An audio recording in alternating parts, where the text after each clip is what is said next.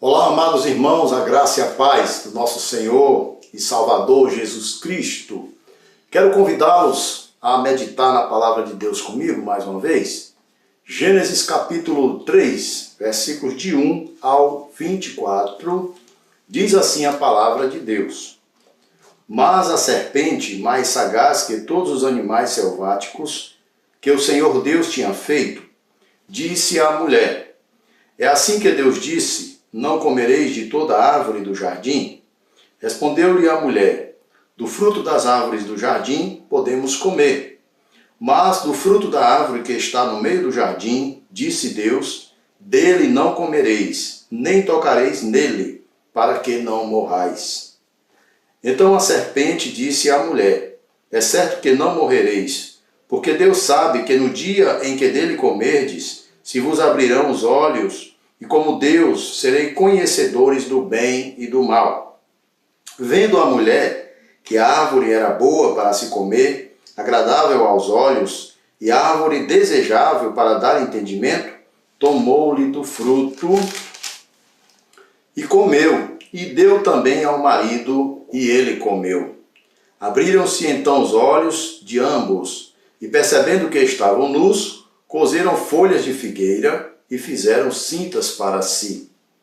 Quando ouviram a voz do Senhor Deus, que andava no jardim, pela viração do dia, esconderam-se da presença do Senhor Deus, o homem e sua mulher, por entre as árvores do jardim. E chamou o Senhor Deus ao homem e lhe perguntou: onde estás?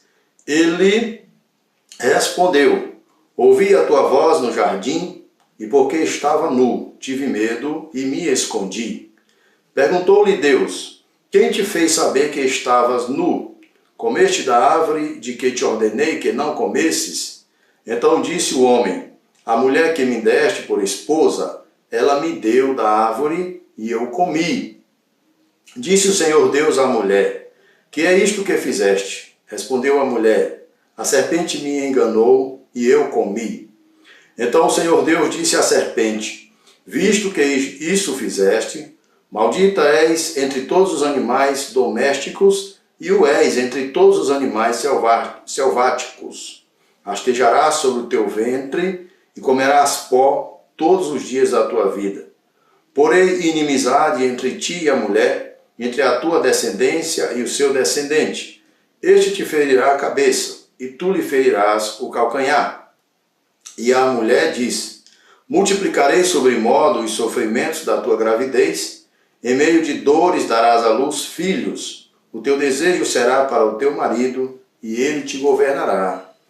E a Adão disse: visto que atendeste à voz de tua mulher, e comeste da árvore que eu te ordenara não comesses, maldita é a terra por tua causa.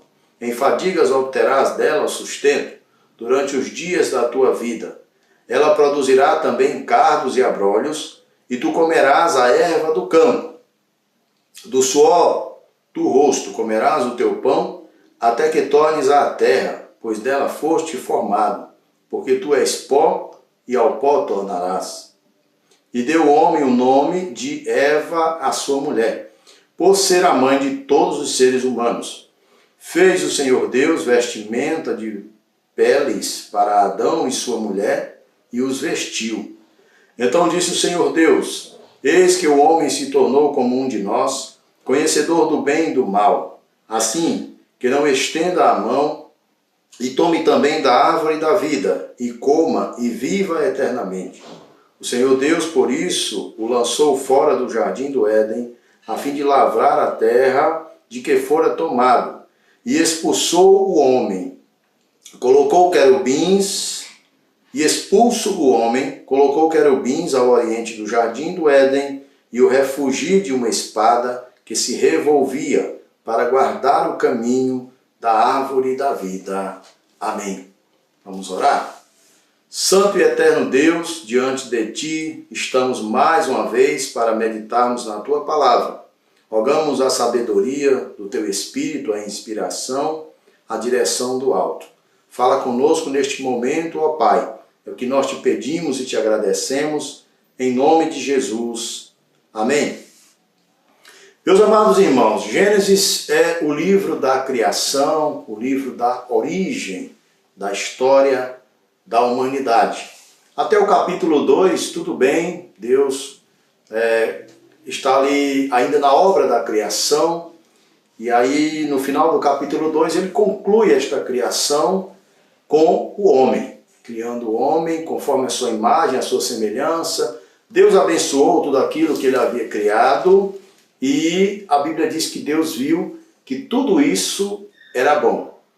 No capítulo 3, a história toma um rumo diferente, com a queda do homem, com a entrada do pecado no seio da humanidade, e nós sabemos que a partir daí muda totalmente a história, aquilo que Deus havia criado, muito bom, fora desvirtuado por causa do pecado, e o pecado dá origem a todas as mazelas que nós conhecemos e que padecemos nos dias de hoje. Então nós queremos falar, baseados no texto que nós lemos, exatamente a respeito desta queda do homem.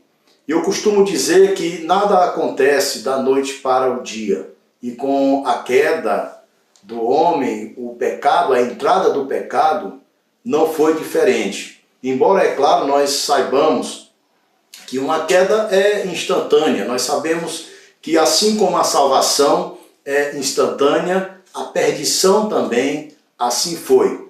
Porém, houve ali, é claro, os preliminares, né? A armação do inimigo para derribar o homem e, consequentemente, introduzir o pecado no seio da humanidade, porque ele sabia de fato os desastres que o pecado acometeriam sobre o homem que Deus havia criado, sua imagem e semelhança, e isso certamente causou no coração do inimigo, que já era cheio de inveja, de maldade, de perversão.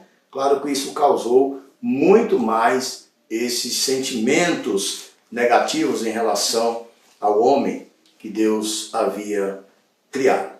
Pois bem, nós queremos falar exatamente disso. Como já falei anteriormente, creio que não se deu do dia para a noite, mas houve ali toda uma preparação, né? O apóstolo Pedro, em uma das suas epístolas, ele diz que o inimigo é como um leão que está em derredor, né? Ou melhor, ele está em derredor, rugindo como um leão, procurando a quem devorar, procurando um momento oportuno, procurando um momento vulnerável em que ele possa entrar e tragar a humanidade ou aquela alma que se torna vulnerável. E no caso aqui da história que lemos da queda da humanidade, nós sabemos que o primeiro alvo foi Eva, né? Eva se tornou vulnerável. E nós vamos ver aqui alguns passos, né? Exatamente nós queremos falar a respeito disso e intitular esta mensagem de O Caminho para a Queda e Suas Consequências.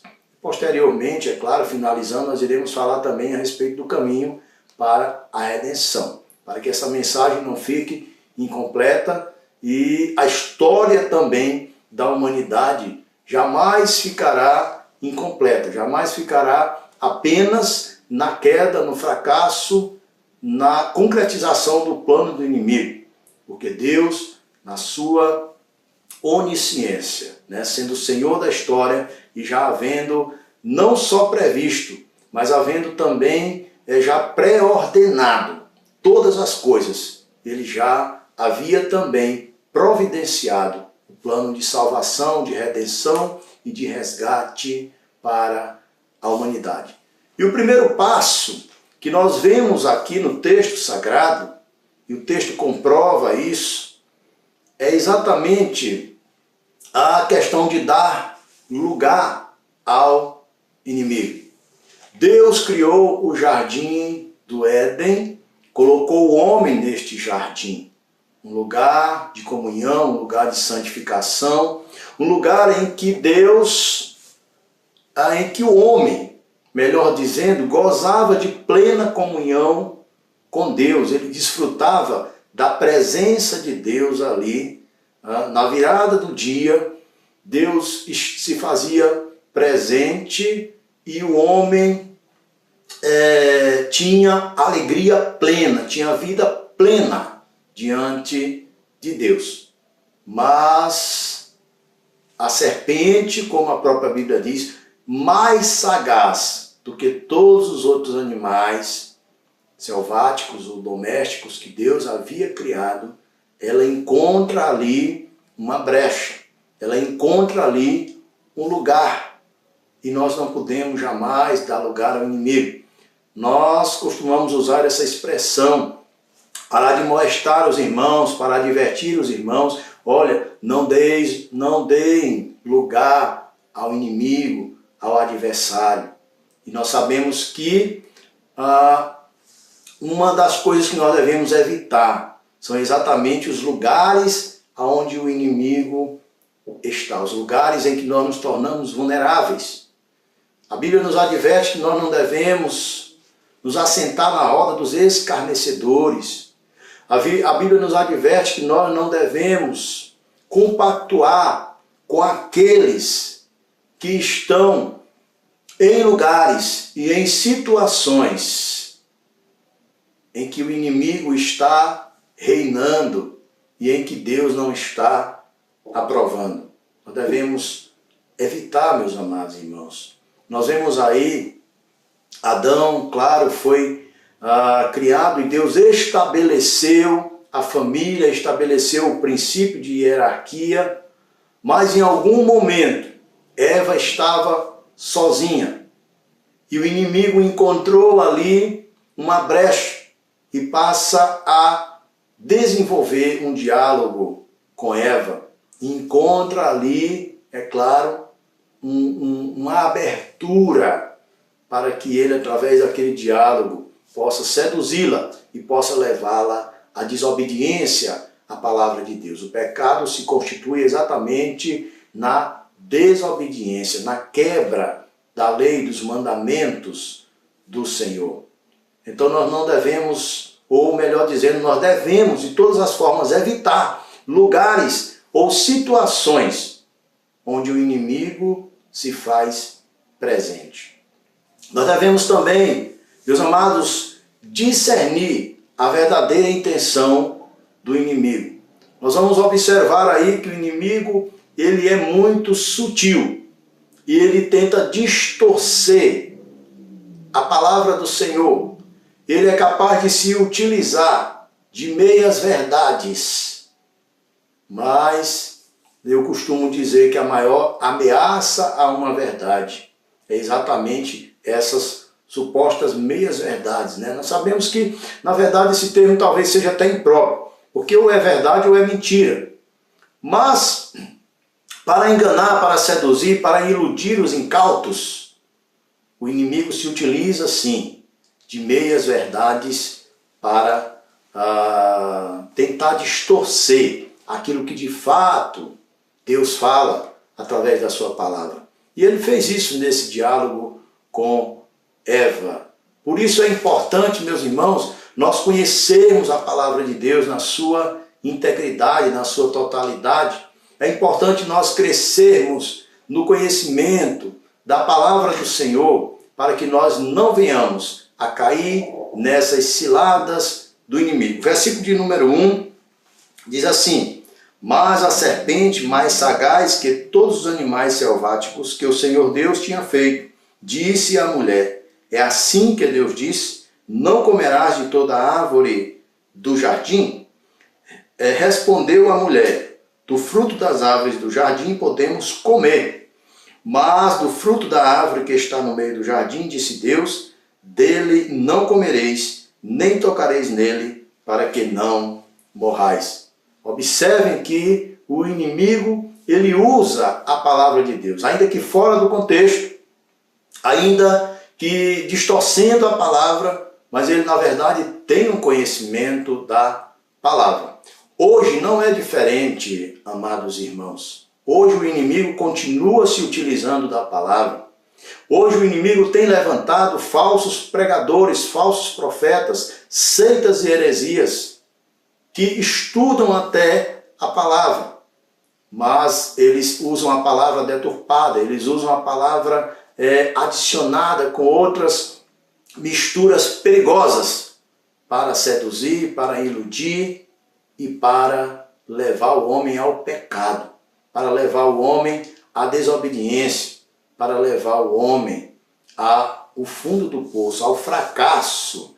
Esse é o princípio, ou melhor, este é o propósito do maligno desde o princípio. A sua meta desde o início foi desvirtuar a criação de Deus, levar o homem para longe do projeto de Deus, do propósito de Deus para ele. Então nós precisamos, meus amados irmãos, ter discernimento e sabedoria para não cairmos nas ciladas do inimigo.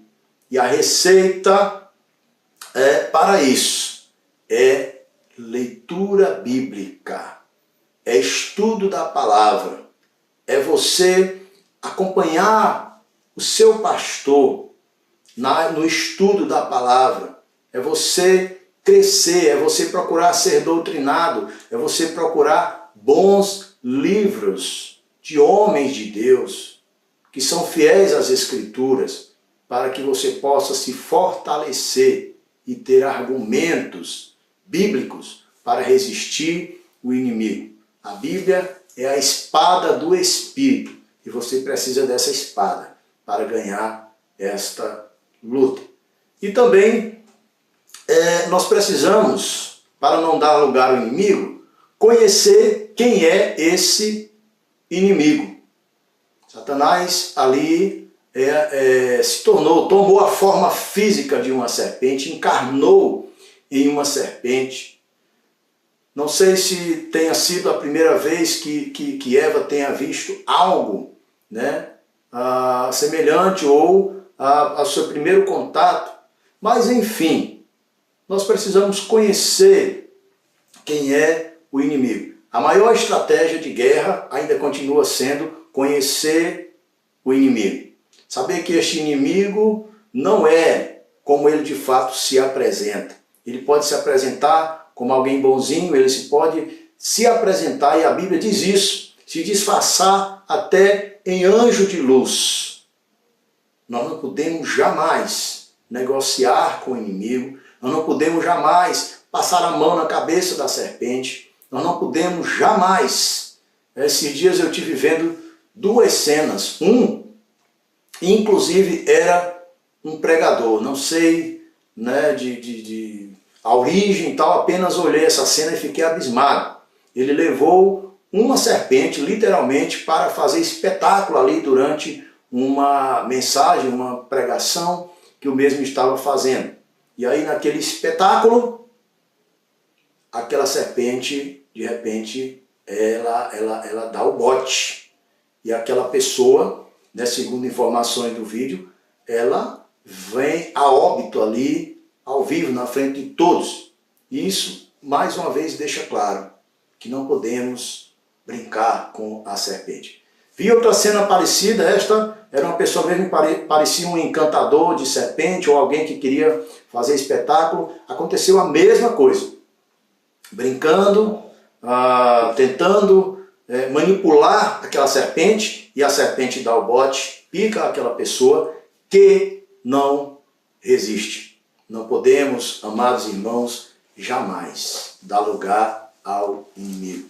Não podemos brincar com a serpente. Ela é sagaz, ela é terrível, e todo o desejo dela, todo o seu intento, todo o seu esforço, todo o seu empenho é para roubar, matar e destruir. É para arrastar almas consigo para longe da presença de Deus e, consequentemente, levá-las para o inferno. O segundo passo para a queda, meus queridos, foi exatamente dar ouvidos, além de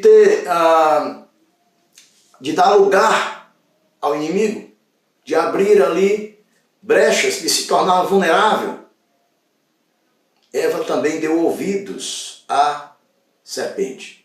Em relação a isso, Paulo nos adverte em 2 Coríntios, capítulo 11, versículos 3 e 4, ele diz o seguinte: mas receio que assim como a serpente enganou a Eva com a sua astúcia, assim também seja corrompida a vossa mente e se aparte da simplicidade e da pureza devidas a Cristo.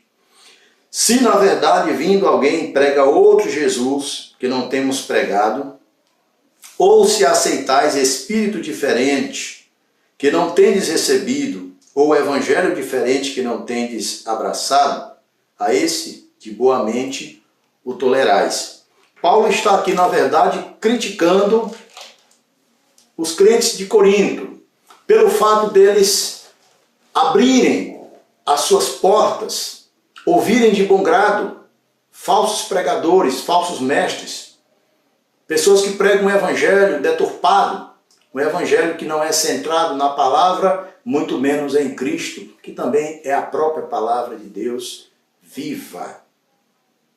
Paulo critica duramente e Paulo ordena que nós rejeitemos toda e qualquer doutrina que não seja das Sagradas Escrituras, que não tenha Cristo como o Senhor e como o seu personagem central. Exatamente, voltando aqui ao segundo passo para a queda, que foi dar ouvidos à serpente, foi dar ouvidos ao inimigo.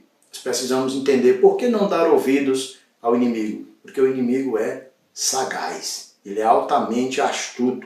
Veja que o escritor do livro de Gênesis, a saber Moisés, ele inicia o capítulo 3 dizendo assim: mas a serpente, mais sagaz que todos os animais selváticos. A serpente é altamente sagaz, tanto no sentido literal como no sentido aqui espiritual, que se tratava do próprio Satanás. E nesta sagacidade, o inimigo, ele distorce a palavra, ou ele pelo menos tenta distorcer. Se você não estiver atento, se você não estiver vigilante, se você não tiver conhecimento, você vai sim entrar aí na onda do inimigo e vai se distanciar da presença de Deus, ao invés de se aproximar. Eu tenho, meus amados, exortado exaustivamente aqueles que são nossas ovelhas a estudarem a palavra de Deus, a procurarem conhecimento, a buscarem bons livros, a acompanharem as pastorais que estão disponíveis no nosso canal no YouTube.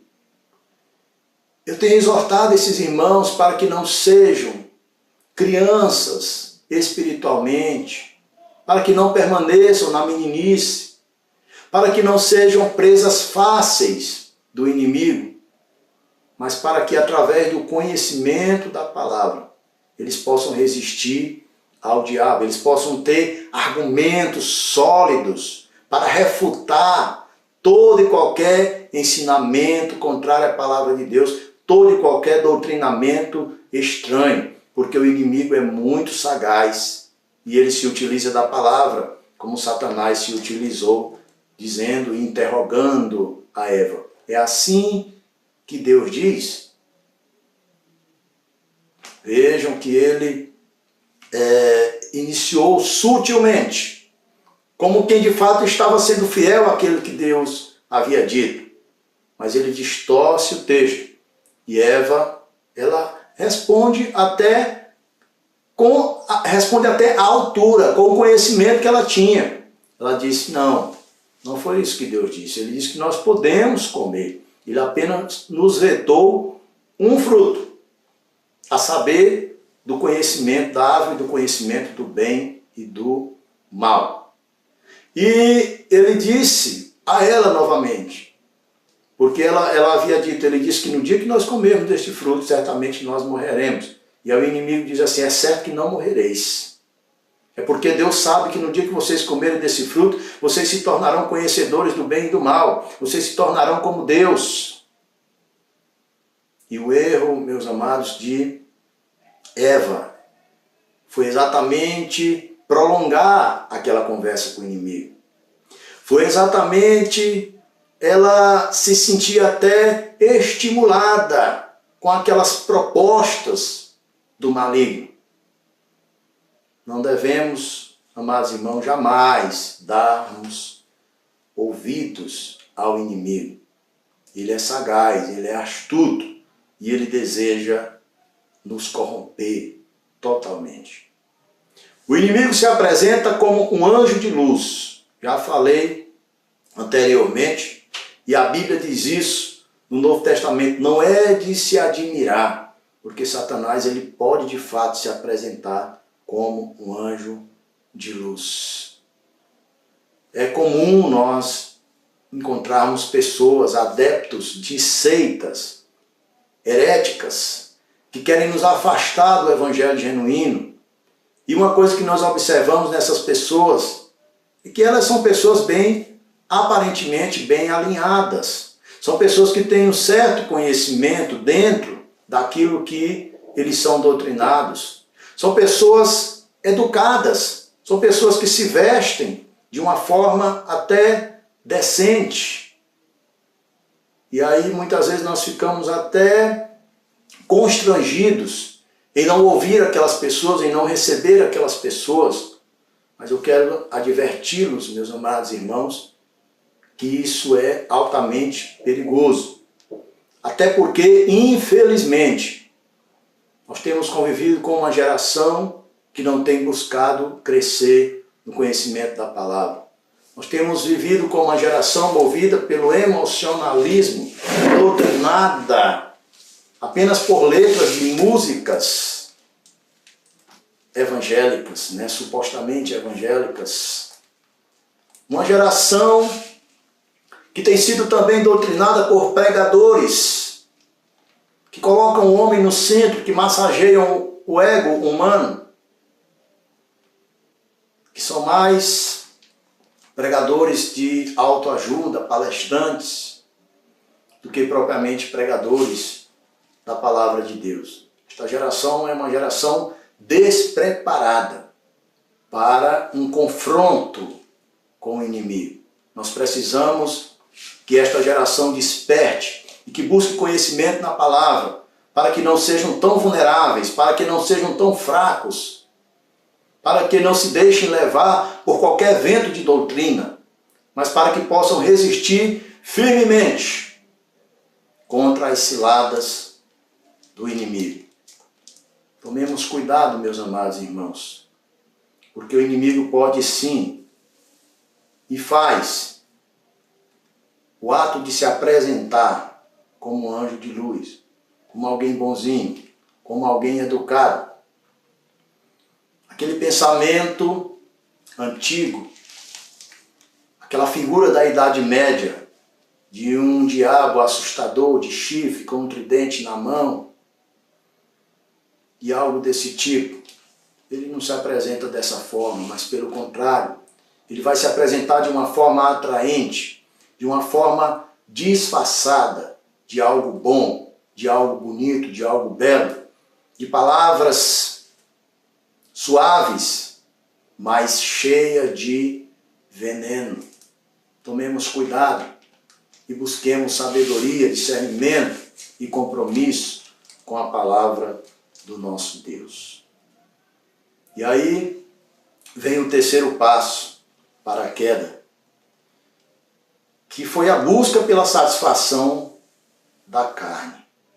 A cobiça incessante do homem o faz pecar contra Deus, o faz cair, o faz obedecer à voz do maligno. E aí nós vamos ao versículo 6, que diz assim: vendo a mulher que a árvore era boa para se comer, agradável aos olhos, e árvore desejável para dar entendimento, tomou-lhe do fruto, e comeu, e deu também ao marido, e ele comeu. Vejam aí, amados irmãos, que tudo se inicia com a cobiça, né? Tiago fala nisso na sua carta no Novo Testamento, da origem do pecado. E é exatamente isso. O homem tem um desejo de se autossatisfazer. E essa autossatisfação o leva a cobiçar as coisas que Deus não aprova, que não fazem bem. Pode até momentaneamente fazer bem à nossa carne, mas posteriormente vai gerar um fruto de perdição, de dor, de sofrimento. É isso que o pecado faz. O pecado, ele nos atrai, ele nos seduz. E a consequência do pecado é que é terrível. Nós iremos falar logo mais a respeito da consequência de tudo isso. Da consequência desta queda. Nós estamos falando primeiramente a respeito dos passos que foram dados para a queda. Mas aí depois vem as consequências. Você pode ter certeza disso. Alguém disse que o pecado é como um cartão de crédito. Você vai consumindo, mas aí depois a fatura chega. Inevitavelmente, a fatura vai chegar, a cobrança vai vir, as consequências do pecado, o salário do pecado. E sabemos que a Bíblia diz que o salário do pecado é a morte. E isso aconteceu, amados irmãos. Eu posso imaginar aqui, quando Eva cedeu à tentação e comeu daquele fruto, ela comeu e ela olhou e realmente ela pode ter dito assim, olha, realmente, não morri, né? Estou aqui ainda viva. Levou para Adão, possivelmente, colocaram a palavra de Deus em dúvida, né? Ela deve ter dito, olha, eu comi, não morri, você pode comer também. E Adão comeu, obedeceu aos seus impulsos, né? E a sedução da serpente e, consequentemente, da mulher. Mas eles não tinham entendido ainda, meus amados, que a morte viria. A morte, eu costumo dizer que ela se apresenta de 3 formas. A morte física, a morte espiritual e a morte eterna. A morte física, por mais que ela não tivesse acontecido ali no momento, instantaneamente, quando eles comeram o fruto proibido, mas ela veio.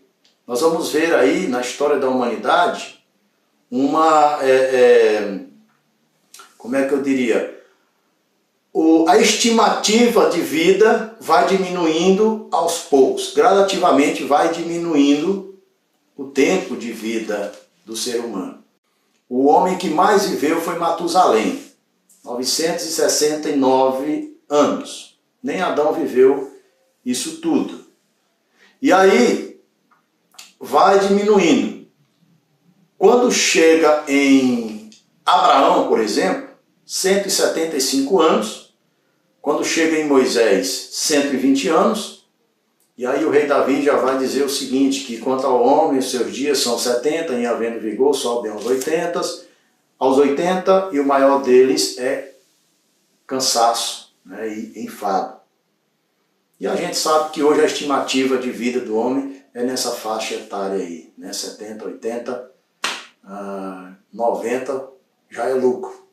Mas enfim, isso é consequência do pecado. A morte física chegou. A morte chegou para Adão. A morte chegou para Eva. E a morte espiritual foi naquele momento, foi instantânea. Eles perderam a comunhão com Deus, deixaram de morar no Éden, tiveram que ir sofrer as consequências do seu pecado. E a morte eterna é aquela pessoa que morre sem um reencontro, sem a reconciliação com Deus, sem uma conversão. Esta é o estado eterno do qual não tem mais volta. Então, meus queridos irmãos, continuando aqui, nós falamos exatamente a respeito desses passos que Adão ou Eva, primeiramente, né, e Adão, porque nós sabemos também que Deus estabeleceu uma hierarquia e que, embora tenha sido Eva que primeiro obedeceu à serpente e pecou, mas Adão teve que responder como cabeça da família, Adão teve que responder como um gerenciador daquilo que Deus havia criado e como responsável direto diante de Deus, né, como sendo aquele que Deus havia criado à sua imagem e à sua semelhança. Vamos falar aqui agora das consequências, né? Na verdade já falamos algo a respeito disso, das consequências, mas nós vamos, baseados no texto sagrado aqui, ver a primeira consequência da queda, que foi a nudez espiritual. A nudez foi exposta. Veja, o versículo de número 7 vai dizer o seguinte: abriram-se então os olhos de ambos, e percebendo que estavam nus, coseram folhas de figueira e fizeram cintas para si. A nudez foi exposta. Quando nós pecamos diante de Deus, meus amados irmãos, nós nos tornamos, nós expomos, na verdade, o verdadeiro estado espiritual, a nudez da nossa alma. E foi assim que Adão se sentiu. É claro que eles estavam ali literalmente nus, mas estavam até então com seus olhos vendados, com seu entendimento na mais alta pureza, né, e inocência, e eles não tinham essa percepção. A partir do momento que pecaram, eles perceberam que estavam nus. A gente vai ver em Apocalipse também Jesus falando a uma daquelas igrejas que se achava rica e abastada. Jesus estava dizendo: na verdade, tu és um miserável, pobre, cego e nu. O verdadeiro estado espiritual do homem que está em desobediência com Deus é esse. Ele é um pobre, miserável, é um cego e é nu. É necessário que Deus abra os seus olhos, os seus entendimentos, o seu entendimento, para que ele possa enxergar a sua nudez espiritual. Adão enxergou a sua nudez física, que era um reflexo também, e passou a ser a sua nudez espiritual também, por conta da sua desobediência. Depois vem a perda da comunhão. Versículo de número 8. Quando ouviram a voz do Senhor Deus, que andava no jardim pela virada do dia, esconderam-se da presença do Senhor Deus, o homem e sua mulher, por entre as árvores do jardim. Você já teve o desejo de se esconder de Deus? Você já se sentiu assim também? Você já teve a certeza de que perdeu a comunhão, aquele contato, aquela aceitação? Todos nós já tivemos essa sensação quando nós pecamos. Será que Deus ainda vai me aceitar? Será que Deus não vai descarregar a sua ira sobre mim? E houve, nesse momento, como consequência da queda, a perda da comunhão também.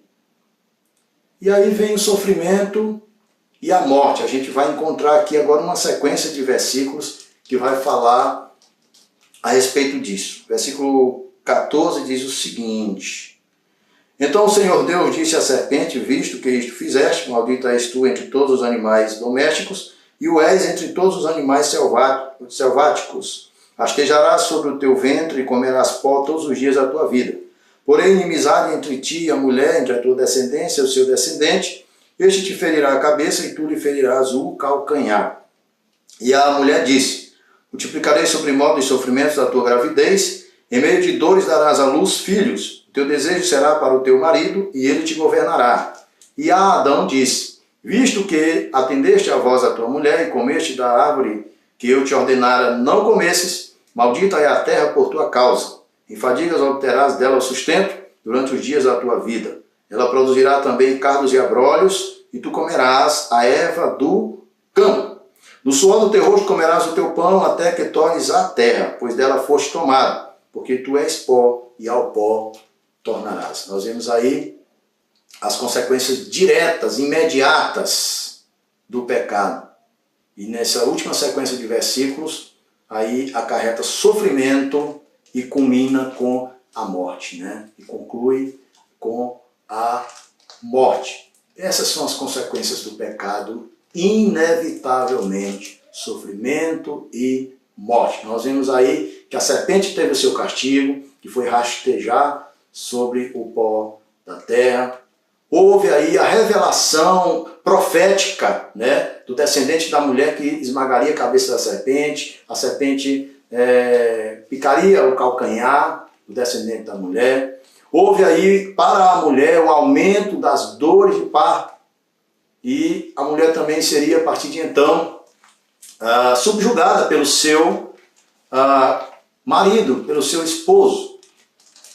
E o homem teve agora que suar, que lavrar a terra, que dar duro para poder angariar o seu sustento.